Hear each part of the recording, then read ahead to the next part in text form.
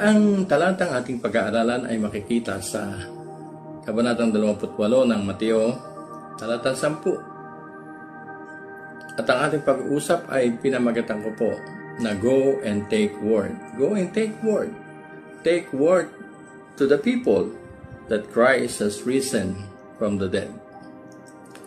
Ang sabi po sa wikang English ay ganito, ng chapter 28 ng Mateo, talatang 10.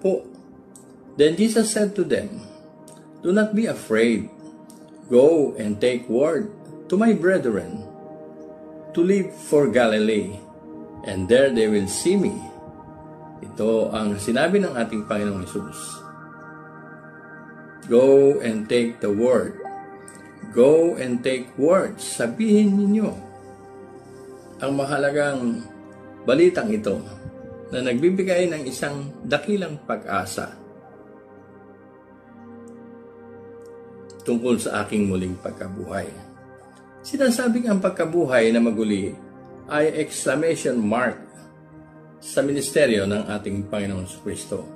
Ang interong ministeryo ng ating Panginoong Jesucristo ay nagkaroon ng tagumpay sa kanyang muling pagkabuhay. Marami nag-point out nito na without the resurrection, ang ating Panginoong Jesus ay hindi pagkakatiwalaan.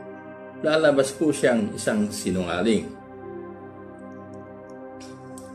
Sapagkat siya na nga po ng buhay na wala hanggan sa mga taong nananampalataya sa Kanya during that time. Sabi niya, I am the resurrection and the life. At sinong naniniwala sa akin, siya ay mamamatay pero mabubuhay. Meron siyang buhay na wala hanggan. For those who believe. At kung siya mismo ay hindi nabuhay sa mga patay, sabi ni Pablo ay balewala itong pananampalataya natin. In fact, ito ay foundation, ika nga, o groundwork ng lahat ng statement, affirmations na dinideklara ng pananampalatayang ebangheliko. At kung ang Panginoon Jesus ay hindi nabuhay sa mga patay, ang lahat ng may kinalaman sa pananampalataya na binabase natin sa banal na kasulatan ay maaring lumabas na misinterpretations. Oo. At ang evangelical Christianity, kasama na siguro ang Yemelip, kung hindi nabuhay na maguli ang Panginoong Jesus ay hindi totoo.